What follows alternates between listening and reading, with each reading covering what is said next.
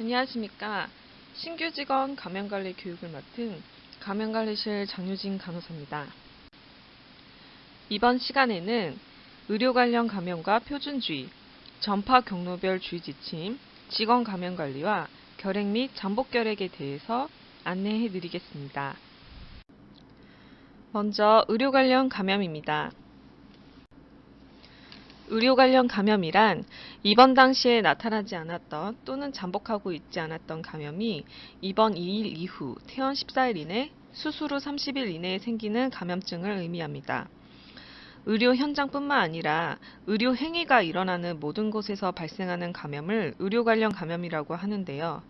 의료기관에서는 침습적 시술과 수술에 증가하고 면역저하 환자나 고령 환자가 많이 입원하고 있으며 항생제를 많이 사용하고 있기 때문에 항생제 내성균 출현 및 확산 가능성이 높습니다. 최근에는 신종감염병의 유입으로 의료 관련 감염에 취약한 상황입니다.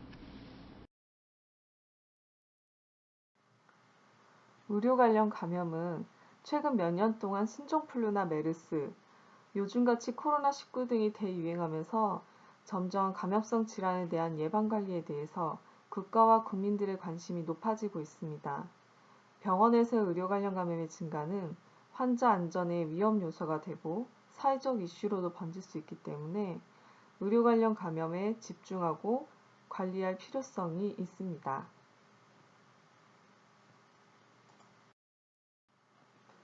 의료 관련 감염을 예방하기 위하여 국내에서는 여러 가지 현황들을 파악하고자 감염관리 예방관리 사업을 정책적으로 활용하고 있습니다. 의료기관 인증조사 기준의 감염관리 부분을 개선하고 강화하고 있고, 의료질 평가 지원금이나 전국 의료 관련 감염감시 체계에 참여하면서 의료기관에게 감염관리를 할 수 있도록 여러 가지 네트워크 활동 범위를 제공하고 있습니다. 감염을 전파하는 세 가지의 요소가 성립이 될 때 감염이 전파되게 됩니다. 첫 번째로 질병을 유발하는 미생물 또는 이에 감염된 사람이 있으면 감염이 전파될 수 있겠습니다. 환자나 직원, 방문객이 될 수 있겠고, 보균자나 감염자가 감염원에 해당될 수 있겠습니다. 이 감염원을 가진 사람이 미생물을 전파하는 경로를 통해서 또 전파를 할 수 있습니다.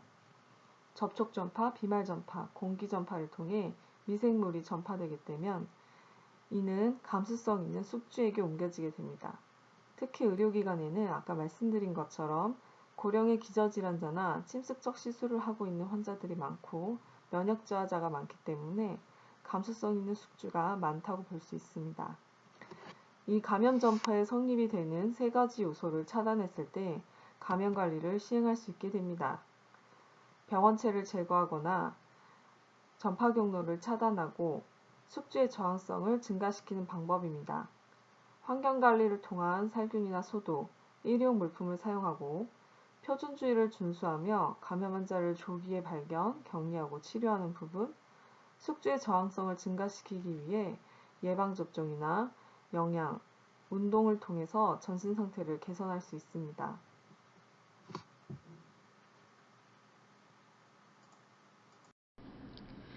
감염은 내인성 감염과 외인성 감염 두 가지로 위험 요인을 나눌 수 있습니다. 내인성 감염이란 환자 자신의 구강이나 장관 등에 정상적으로 정착하고 있는 세균이 면역이 저하되면서 발현되는 감염을 의미합니다.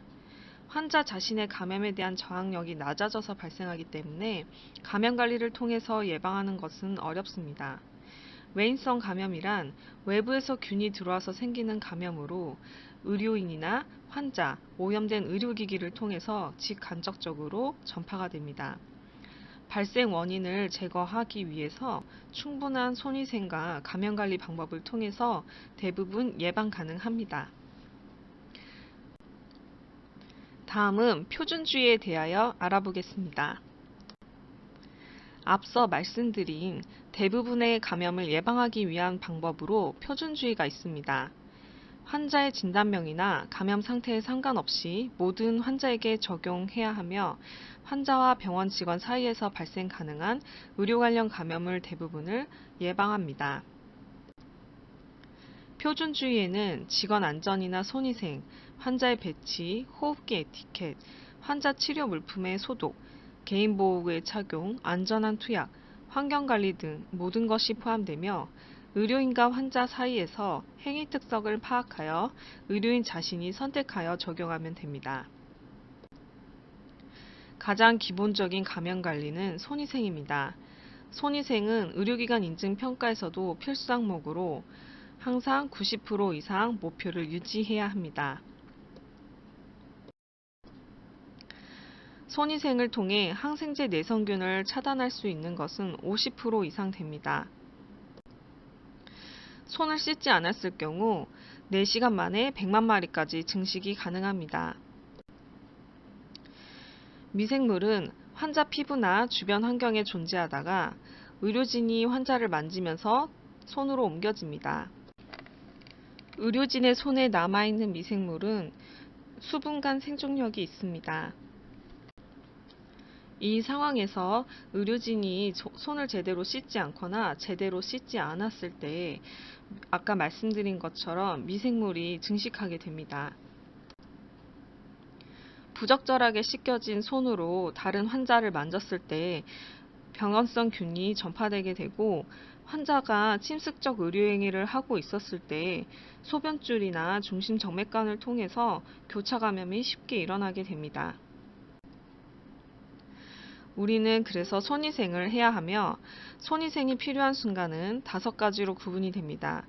환자를 접촉하기 전, 청결 무균한 행위를 하기 전, 체액 노출 위험 후, 환자 접촉 후, 환자 주변 환경 접촉 후 이러한 순간에 손위생을 해야 합니다. 손위생은 눈에 보이는 오염물질 여부에 따라서 방법을 선택 가능한데요. 눈에 보이는 오염물질이 있을 경우 물과 비누를 이용하여 손위생을 시행합니다. 만약 눈에 보이는 오염물질이 없을 경우에는 알코올 손소독제를 이용하여 손위생을 시행합니다. 병원에서 발생하는 CDP실 환자의 경우에는 아포를 생성하는 세균이 오염됐을 경우에 알코올젤로 아포 제거가 어렵기 때문에 꼭 물과 비누로 손을 씻어줘야 합니다. 이때 환자에게 진료나 간호를 시행한 장소에서 즉시 손위생을 수행해야 합니다. 장갑 착용이 손위생을 대신할 수 없기 때문에 장갑 착용 전과 후로도 손위생을 시행해야 합니다. CDP실이란 아포를 생성하는 현기성 gram 양성균인데요. 장독소와 세포독소를 생산해서 질병을 야기시킵니다. 주 증상으로는 설사가 있습니다. 자연환경에서 아포 형태로 존재하기 때문에 의료환경에서 장기간 생존이 가능합니다.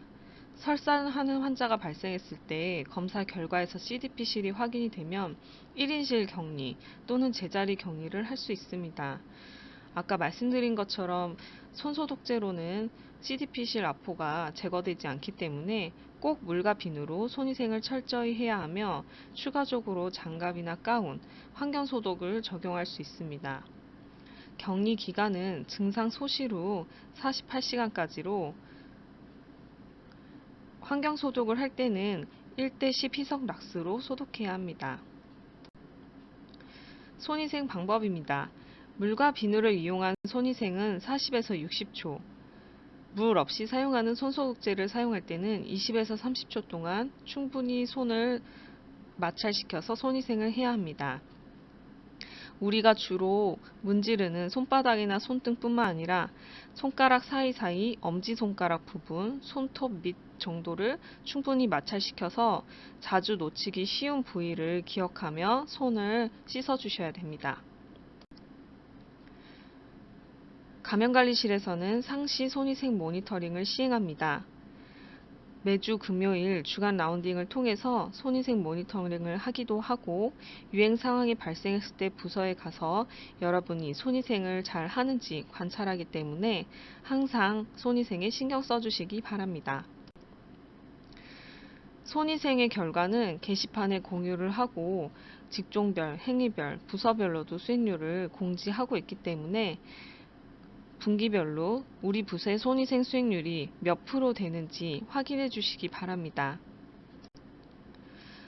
의료기관에서도 여러분이 손위생을 잘 수행할 수 있도록 처치실이나 스테이션, 병실 안쪽 그리고 침대마다 병실 문 앞마다 손위생을 할 수 있는 자원을 지원해야 합니다. 만약에 손위생 시설이 부족하다고 느끼신다면 부서장을 통해서 건의 주시면 적극 반영하도록 하겠습니다. 다음은 기침 예절입니다. 기침 예절은 요즘에 너무나 중요하게 여겨지는 부분인데요.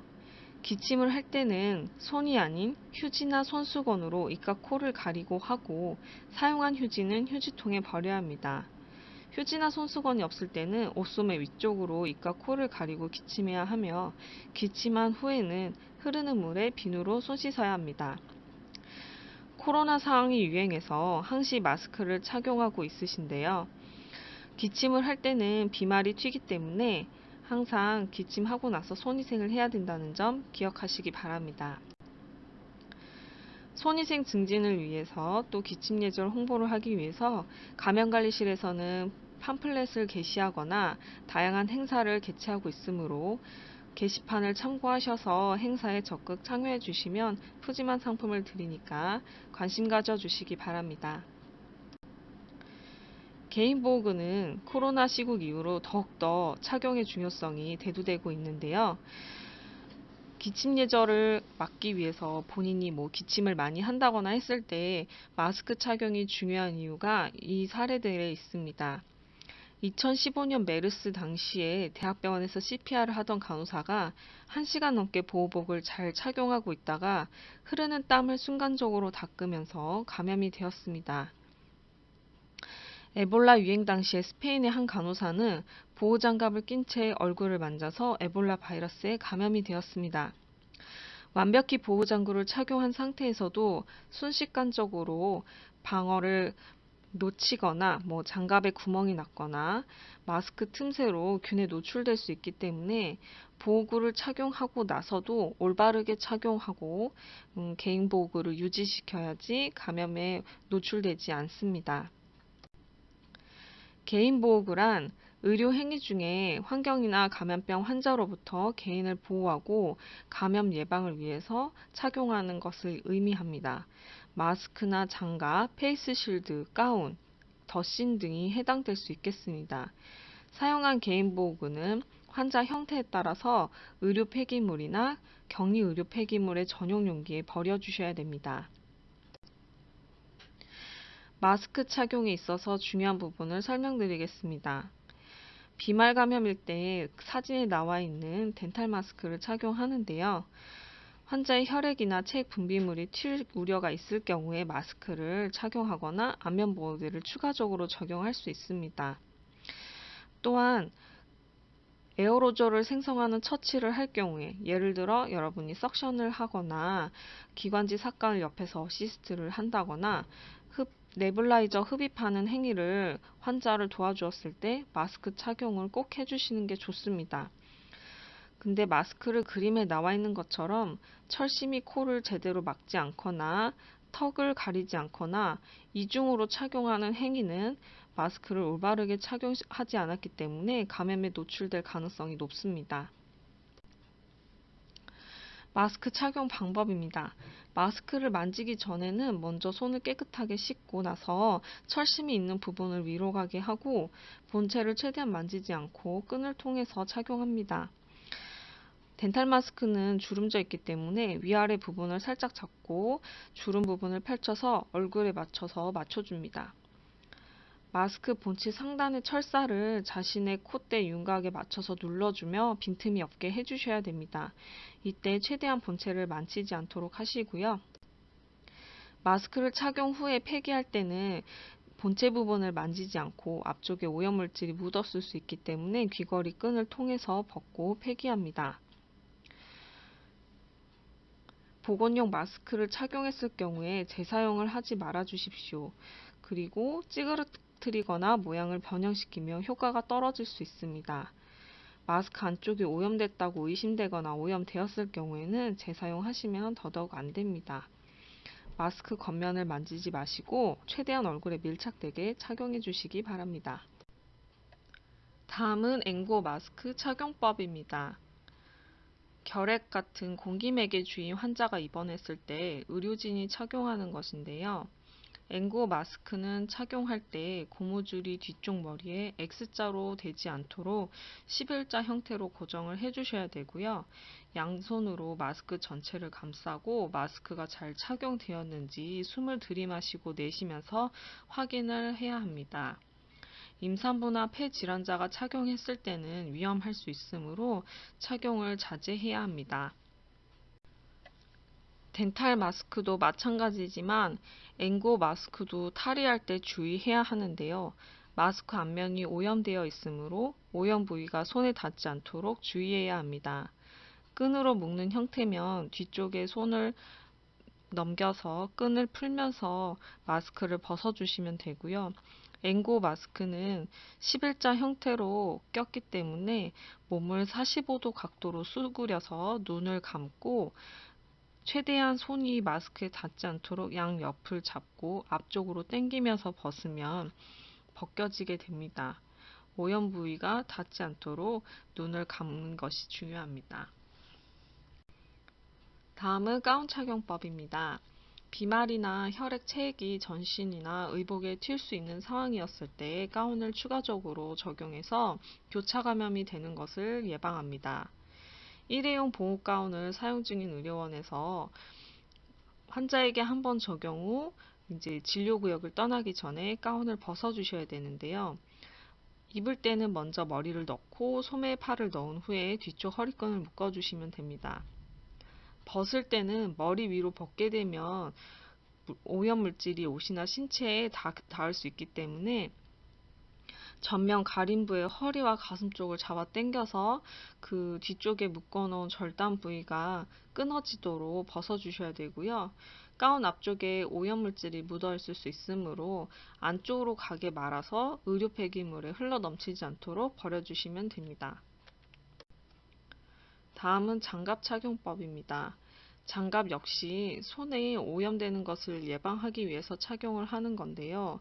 의료진의 손에 있는 상재균이 환자에게 전파되는 것을 예방하기도 하고 환자로부터 다른 환자에게 기회 감염이 되는 것을 차단합니다. 역시 일회용 장갑을 사용 중이고 일회용 장갑은 재사용하지 않습니다. 장갑이 찢어지거나 하면 바로 교체해야 합니다. 착용할 때는 손목이 노출되지 않도록 제대로 착용하는 것이 중요하고요. 제거할 때는 장갑 겉면이 오염되어 있을 수 있으므로 제거 시 오염물질이 닿지 않도록 주의하고 장갑을 벗은 손가락으로 손목에 장갑 안쪽으로 넣어서 제거를 하게 됩니다. 벗으실 때 장갑을 튕기게 되면 오염물질이 주변 환경에 노출시킬 수 있으므로 튕기지 않도록 주의해 주시길 바라고요. 버릴 때는 바로 의료 폐기물 박스에 버려주시면 됩니다. 손위생할 때 말씀드린 것처럼 장갑 착용이 손위생을 대신 할 수 없기 때문에 장갑 착용 전후에도 손을 잘 씻어 주셔야 됩니다. 다음은 안전한 주사 실무입니다. 2017년에 이대목동병원에서 신상아 집단 사망 과정이 있었습니다. 당시에 문제가 되었던 부분은 주사제 한 병을 여러 아이들한테 주사기에 나눠 담아서 주입을 했었는데요. 그 과정에서 시트로박터 푸른디 균에 오염이 되면서 신생아들이 많이 사망하게 되었습니다. 지금 신생아 중환자실 관련 사건은 아직까지도 그 법정 공방을 다투고 있는 중인데요. 이러한 문제가 생기지 않도록 우리는 안전한 주사 실무를 지킬 필요가 있습니다. 일단 무균수를 준수해야 합니다. 청결한 행위하기 전에 손위생을 수행한다고 했죠. 우리가 정맥주사는 청결한 행위에 포함이 되므로 정맥주사 관련 기구나 바이알, 수액을 취급하기 전에 꼭 손위생을 해주셔야 되고 주사제 준비와 투여 과정 모든 과정에서 무균수를 준수하셔야 합니다. 우리가 먹는 약을 줄 때도 청결한 행위에 해당되므로 먹는 약을 투여를 하기 전에도 손위생을 해주셔야 합니다. 수액병과 주입 세트는 한 환자에게만 사용해야 하고 수액병에서 수액을 뽑아서 여러 환자에게 사용하면 안 됩니다. 일회용 바이알은 한 환자에게만 사용하고 남은 약물은 폐기해야 합니다. 주사 바늘과 주사기는 일용 제품을 사용하고 멸균 상태를 유지하기 위해서 포장된 상태로 보관해야 합니다. 주사용 약물 취급 시에는 제조회사의 지침을 따르는데요. 약품 정보를 사용하기 전에 확인하고 바이알을 육안으로 확인해서 손상되었거나 성상의 변화가 보이면 사용하지 말고 선임 간호사 선생님께 보고하거나 즉시 폐기해야 합니다. 바이알 주사제 고무막에 바늘을 꽂아두면 안 됩니다. 일회용량 바이알 또는 앰플약을 사용하고 나서 잔여량을 한 용기에 모아놓으시면 안 됩니다. 환자에게 주사를 투여하기 직전에 약물을 준비해야 하고요. 준비한 약물은 1시간 이내에 꼭 투여해야 합니다. 다회용량 바이알을 처음 개봉할 때는 유효기간을 적어두어야 하고요. 원내에는 인슐린이 해당이 될 수 있겠는데 특별한 권고가 없으면 처음 개봉 후 28일 이내에 사용 완료해야 합니다.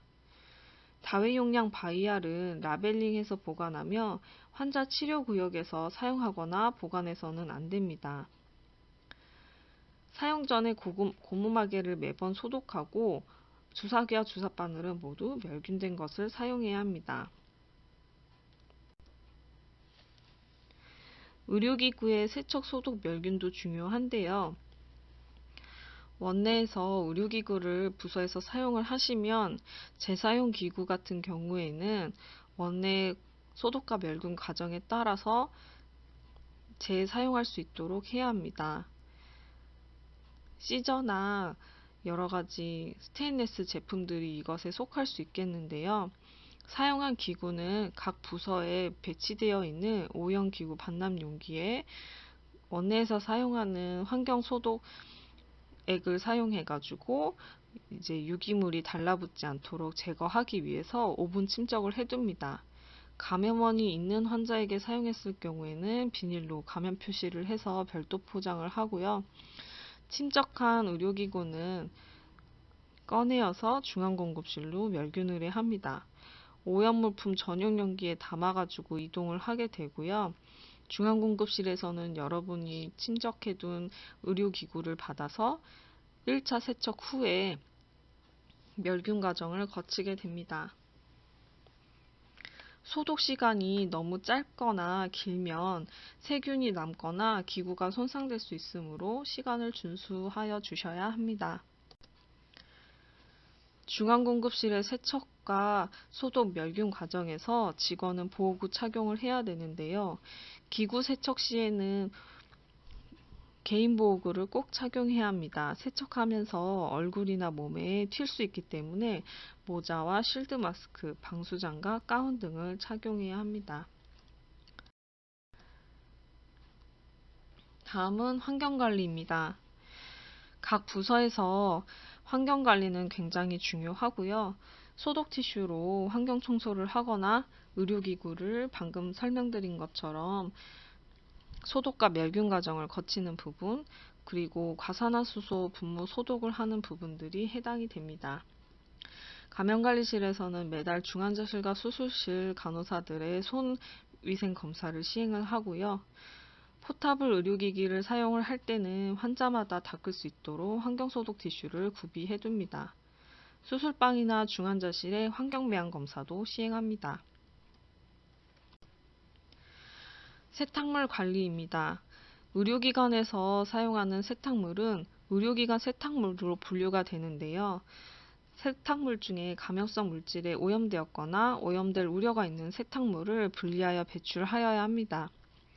한강성심병원은 화상 관련 환자들이 많이 입원을 하고 화상 환자들의 운드나 이런 걸로 인해서 의복이 손상되거나 아니면 오염될 수 있기 때문에 원내에서는 전부 오염 세탁물로 분류해서 수거를 하게 됩니다.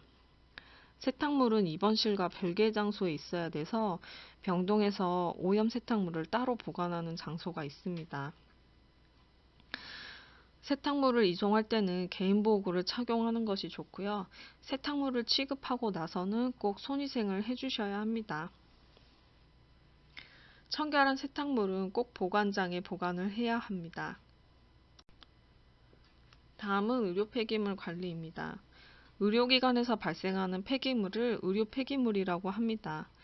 의료 폐기물은 안전하고 위생적으로 취급해야 합니다. 감염병 환자에게 사용한 의료 폐기물은 격리 의료 폐기물이라고 하고 붉은색 도형이 그려진 합성수지통을 이용하게 되며 보관 기간은 7일이기 때문에 7일 이내에 수거되어야 합니다.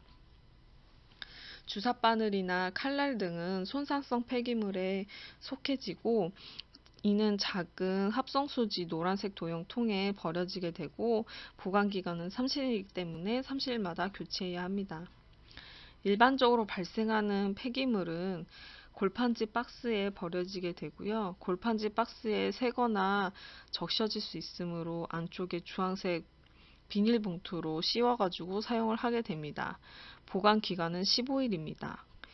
의료 폐기물에 들어갈 거를 소상성 폐기물에 잘못 넣었다면 보관 기간이 15일인 것을 30일 통에 넣었기 때문에 환경법을 위반하게 되므로 꼭 해당되는 통에다가 의료 폐기물을 버려주셔야 합니다. 환자분들이 알코올섬을 손상성 폐기물통에 가끔 버릴 경우가 있는데 여러분이 면밀히 관찰해 주시기 바랍니다. 앞서 말씀드린 것처럼 의료 폐기물 박스는 골판지로 되어 있고 손상성 폐기물통은 합성수지통으로 되어 있습니다. 법정 감염병 환자의 폐기물을 버리는 격리 의료 폐기물의 붉은색 도형을 확인해 주시고요.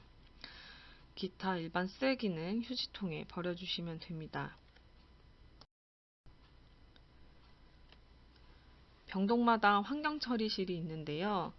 환경을 어떻게 닦고 관리하는지 안내문이 붙여져 있고 환자가 사용한 소변기도 개별로 사용해야 하며 세척 소독 후 건조해서 다음번에 사용해야 합니다.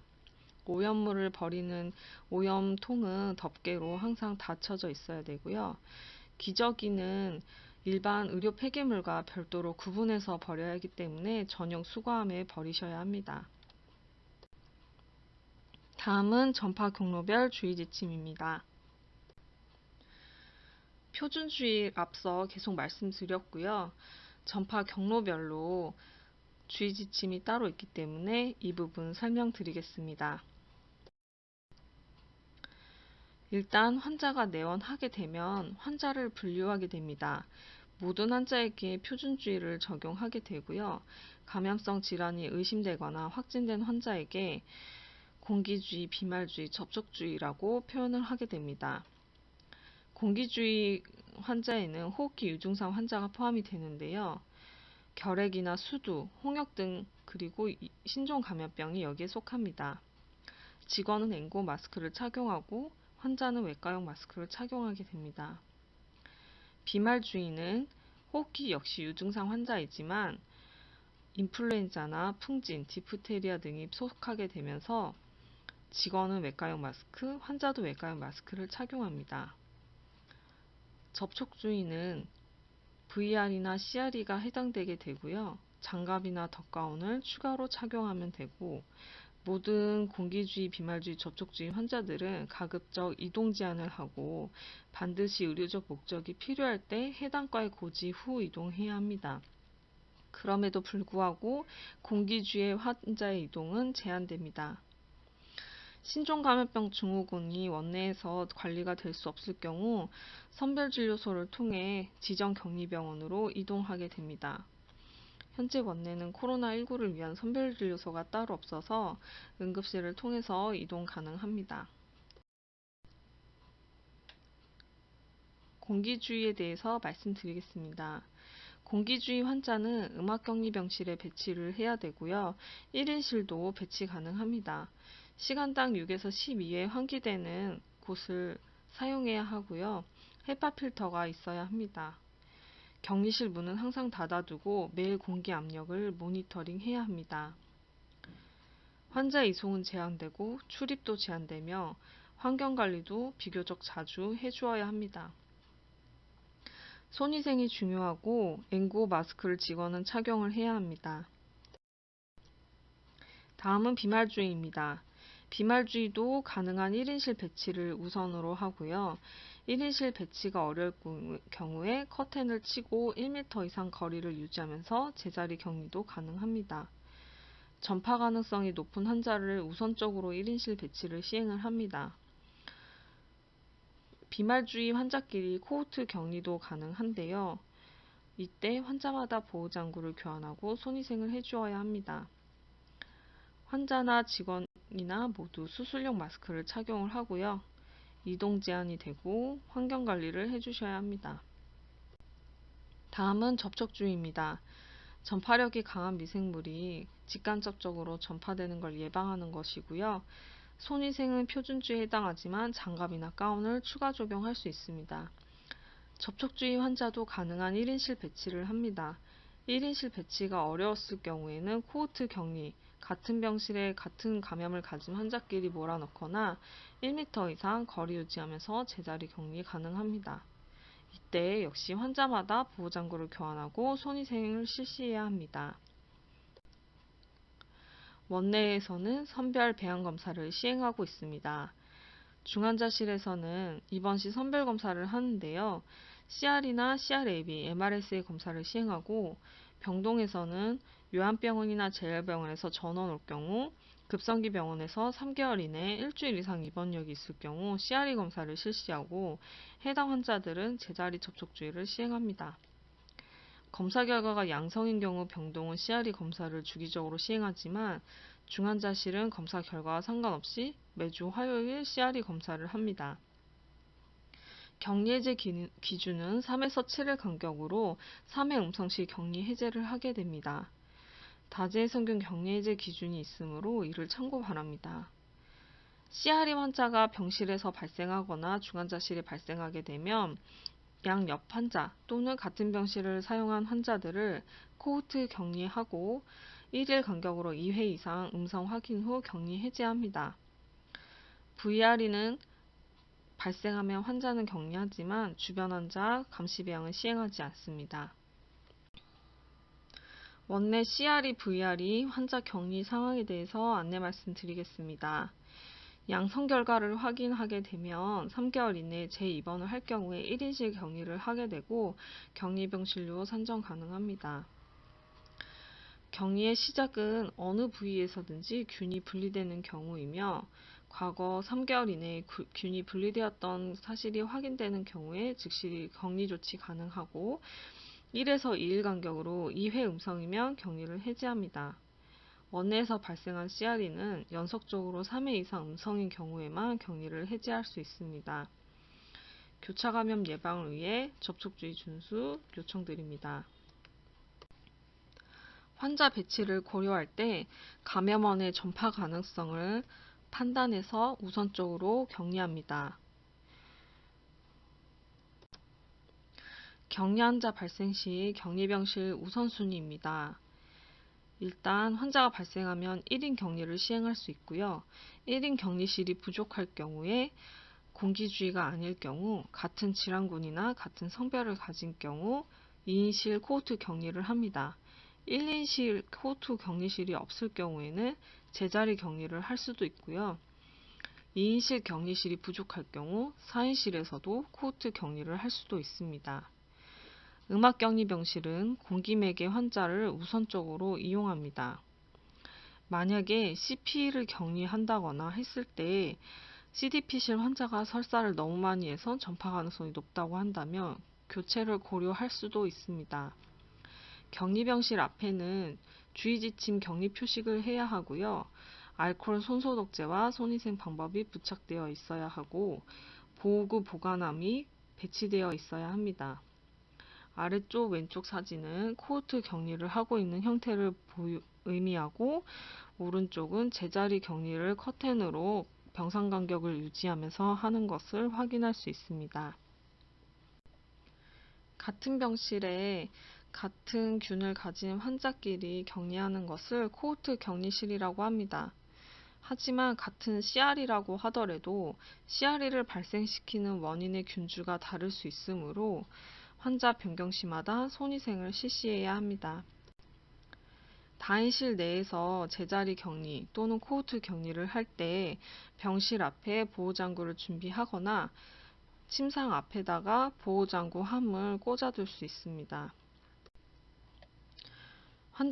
격리 환자가 입원하게 되면 전산으로 커션 등록을 해서 직원들끼리 정보 공유를 해야 합니다. 환자 이름을 클릭 후 주라고 표시되어 있는 부분을 클릭하게 되면 커션 정보창이 뜨고 어떤 것으로 접촉 주의를 해야 하는지 비말 주의를 해야 하는지 클릭을 할 수 있습니다. 해당 정보를 클릭 후 저장하면 타 부서도 이 상황을 볼 수가 있고 주의 지침 격리병실에 붙여놔야 될 거나 보호자 안내문을 해당 화면에서 뽑을 수 있습니다.